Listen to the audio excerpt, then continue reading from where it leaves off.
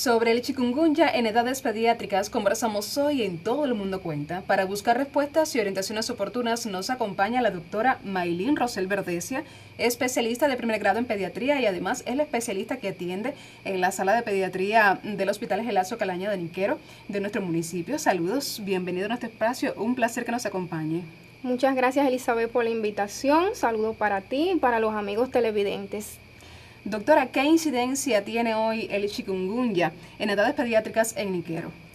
En el municipio de Niquero, la incidencia del chikungunya pudiéramos decir que es promedio. No ha alcanzado cifras extremas, por así decirlo, sino que más bien ha sido una incidencia que se ha mantenido en límites estables. La afectación ha sido para ambos sexos, tanto el sexo femenino como el sexo masculino.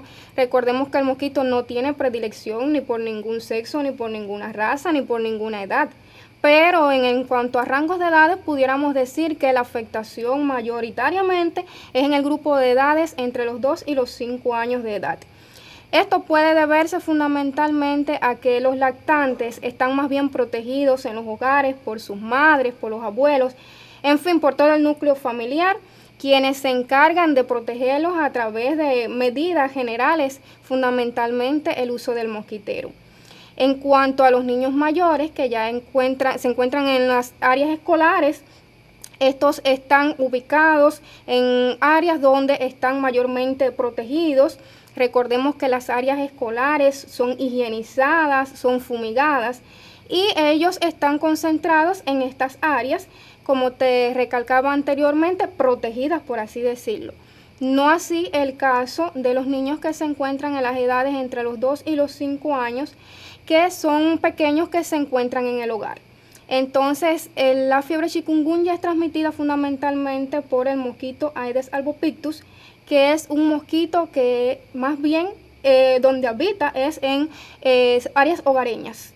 Entonces, como los niños se encuentran en este rango de edad entre 2 y 5 años en los hogares, su atención está centrada más bien en el juego y se concentran en esta única actividad.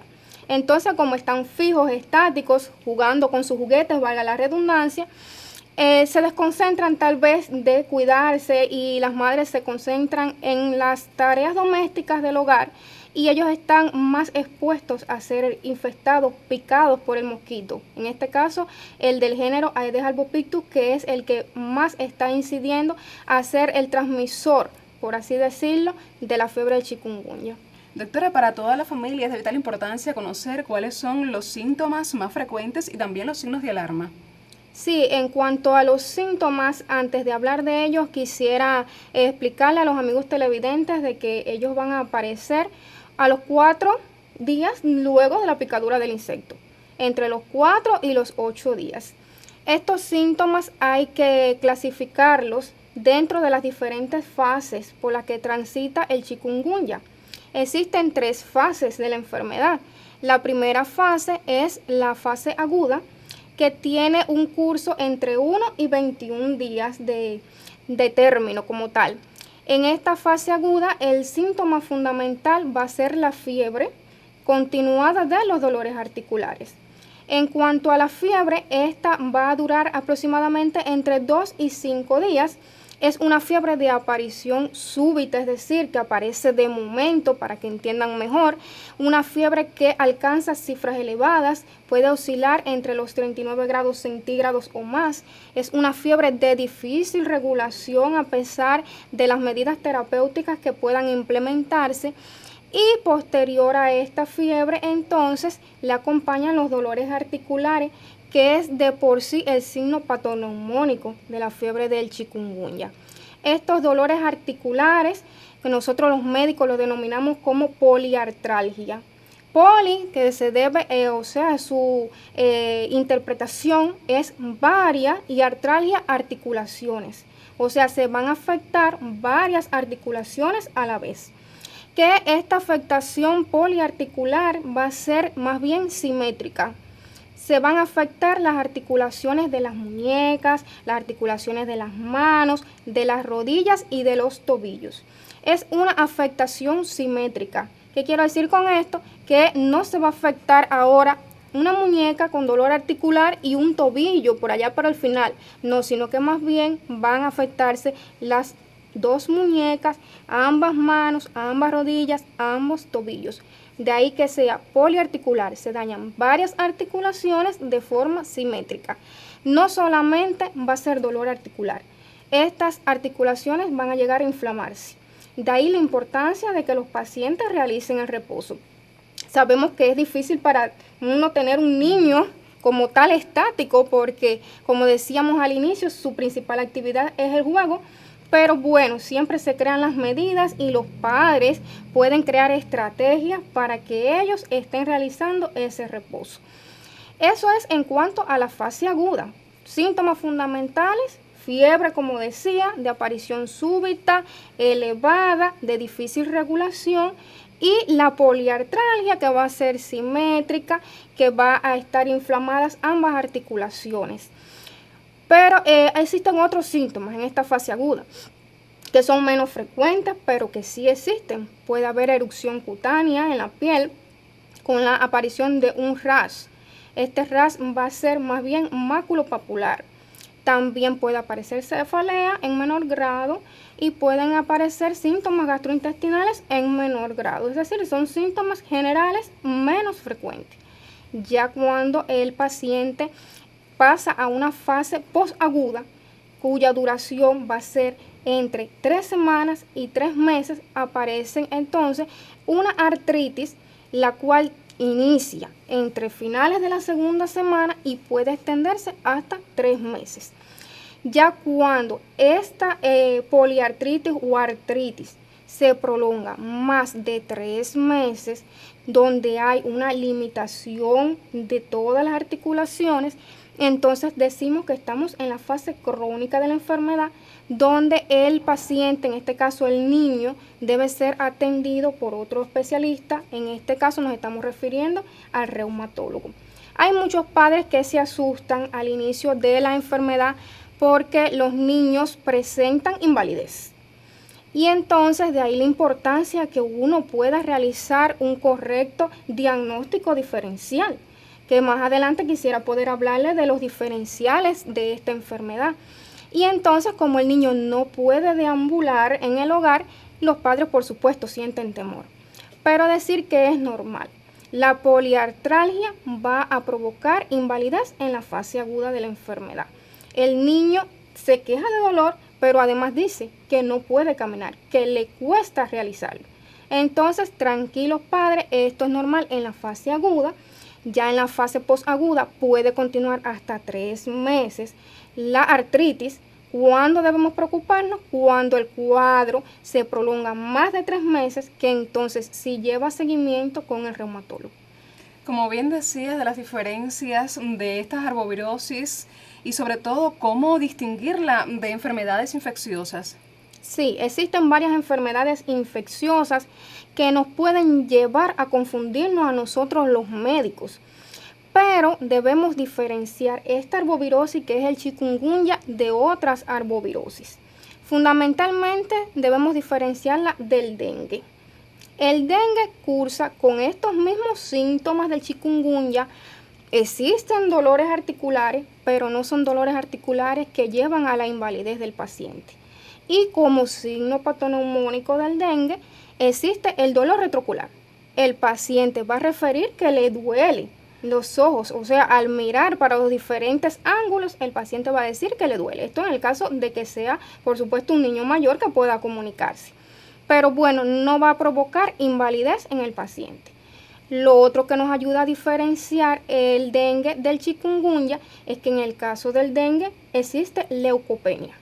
Cuando hablamos de la leucopenia nos estamos refiriendo a un examen complementario que es el leucograma, y en el caso del dengue pues los leucos se encuentran disminuidos, de ahí el término leucopenia. No así en el chikungunya, donde más bien lo que existe es una linfopenia, existe disminución de los linfocitos, es decir, que la respuesta inmunitaria del paciente se encuentra disminuida, que esto nos ayuda a diferenciarlo, como te decía. Y otra cosa que nos ayuda a diferenciar el dengue del chikungunya es que en el caso del dengue se realiza una prueba específica que es el IgM, que se realiza al 6º día del inicio de los síntomas. Todo paciente que se encuentre cursando con esta enfermedad, el virus del dengue, pues se le realiza este estudio, que es el IgM al 6º día, repito, del inicio de los síntomas, el cual debe ser positivo. Otra enfermedad de la que pudiéramos diferenciar el chikungunya puede ser del Zika. Incluso podemos diferenciarlo del síndrome de Guillain-Barré, porque el síndrome de Guillain-Barré, que quiero detenerme en no así me voy a detener en el Zika, porque el Zika prácticamente es el mismo cuadro clínico del dengue, pero en el síndrome de Guillain-Barré es un síndrome neurológico que cursa más bien con hiporreflexia o con arreflexia. Cuando me estoy refiriendo a estos términos, lo que quiero transmitir es que el paciente tiene disminución de los reflejos osteotendinosos o ausencia de los reflejos osteotendinosos. Y existe una parálisis flácida que comienza por miembros inferiores, se extiende al tronco, o sea, al tórax del paciente, no así en el chikungunya. En el chikungunya la afectación es más bien de las articulaciones que mencioné al inicio. En el caso del síndrome de Guillain-Barré, otra cosa que nos ayuda a diferenciarlo del chikungunya es que en este no existe fiebre. En el chikungunya sí existe una fiebre que me está acompañando a los dolores articulares. Ya cuando aparece la fiebre, yo descarto y digo, no es chikungunya. Hemos tenido casos en nuestro hospital municipal, Gelacio Calaña, de síndromes de Guillain-Barré. Es un síndrome, como les decía, neurológico que provoca invalidez del paciente, pero no cursa con fiebre. Y lo más importante, que tiene que existir genio epidemiológico de dengue para entonces, o de chikungunya, para entonces yo confirmar y decir, es chikungunya, no es Guillain-Barré. Otra enfermedad de la que pudiéramos diferenciar la fiebre del chikungunya es la artritis idiopática juvenil, que aparece en edades, o sea, de los adolescentes, ya lo dice el nombre, juvenil. Y también pudiéramos diferenciarlo de la artritis reumatoidea secundaria a una fiebre reumática, que el paciente presentó en sus edades de infancia y que ha quedado con esta artritis como consecuencia de esa fiebre reumática. A manera general, estos son los diagnósticos diferenciales de la fiebre del chikungunya, pero también pudiéramos diferenciarlos de otras enfermedades que cursan con fiebre y no así con artritis. Sabemos que casi todas las enfermedades que presentan nuestros niños comienzan con un cuadro febril que luego se va desencadenando, pero que cursen con dolores articulares, con poliartralgia, estas que acabo de mencionar. Doctora, menciona algunas de las principales complicaciones más frecuentes en este grupo poblacional. Sí, existen varias complicaciones en las cuales los padres deben estar enfocados, porque a veces no acudimos a tiempo, de forma oportuna, a nuestros servicios de hospitalización, creyendo, bueno, todo cubano tiene un médico adentro, y nos automedicamos en el hogar. No critico esto porque el conocimiento y la cultura es vasta, pero existen signos que debemos estar vigilando porque son indicadores a que exista una complicación posteriormente. Dentro de estas complicaciones pudiéramos citar, por ejemplo, una fiebre persistente. Una fiebre que, a pesar de que se utilizan medidas terapéuticas, ya sean físicas, o sea, mandamos a bañar al paciente, o que se utilicen medidas farmacológicas, en este caso el uso de antipiréticos como la dipirona y el paracetamol, es una fiebre que no regula. Incluso a veces tenemos que utilizar una triada de medicamentos y ni así la fiebre regula, que nos estamos refiriendo al uso de la dipirona, de la hidrocortisona y de la benadrilina. Pero cuando estamos percatándonos que ni con el uso de esta triada terapéutica la fiebre disminuye, ya es un signo de complicación. Y cuando la fiebre no solamente tenemos que percatarnos que no disminuye, sino que también es una fiebre que se prolonga en el tiempo, fiebre de más de 5 días, porque acabamos de decir que el cuadro febril debe de durar de 2 a 5 días, es un signo que nos preocupa, es un signo de alarma. Otra complicación que debemos tener en cuenta es cuando el niño no tolera la vía oral. Me refiero a que cualquier alimento que se le incorpore, el niño va a hacer rechazo a él, no solamente con una anorexia extrema, sino que el paciente termina vomitando. Cualquier alimento que se le incorpore, es decir, no tolera la vía oral. Otro signo de complicación es cuando el niño se encuentra deshidratado. Existe la deshidratación leve, que la podemos corregir con las sales de rehidratación oral, en busca de que el paciente no llegue a una deshidratación moderada y severa, que en sí es la que nos preocupa. Una deshidratación moderada y severa, el niño no tolera la vía oral, no le podemos aportar sales de rehidratación oral porque sabemos que va a terminar vomitándola, y entonces tenemos que evitar a toda costa esto. Cuando el niño llega a una deshidratación moderada o severa, debemos conocer cuáles son los signos de una deshidratación moderada y severa, que aquí quiero hacer una pausa. Todo paciente que comience con sequedad de las mucosas, en este caso un niño que no presente lágrimas al llorar, un niño que presenta saliva espesa o lengua seca, que al incorporarle algún líquido toma desmedidamente este líquido con demasiada ansiedad, que nosotros los médicos decimos que el niño tiene avidez por los líquidos, que es cuando este pequeño parece como si no hubiera tomado agua dentro de mucho tiempo atrás y le están ofreciendo un vaso de agua y él toma de forma ansiosa. Eso es uno de los signos que nos están diciendo que el paciente está deshidratado. O cuando aquel pequeño se ha pasado el día y si acaso ha orinado por la mañana y no ha vuelto a orinar, es otro signo que nos está diciendo que el paciente está presentando una deshidratación. Entonces, también si el niño tuviera diarrea, que forma parte del cuadro clínico de chikungunya también, el paciente presenta diarreas persistentes, puede llegar a deshidratarse. Incluso si está con pamper, sabemos que las madres le compran pamper a sus bebés para facilitarles sus labores domésticas, pero que la orina manche el pañal o el pamper, esto es un signo que nos está diciendo que el paciente está deshidratado. Entonces, quería que conocieran estos signos que nos dicen que el paciente está deshidratado, porque una de las complicaciones del chikungunya es la deshidratación moderada o severa.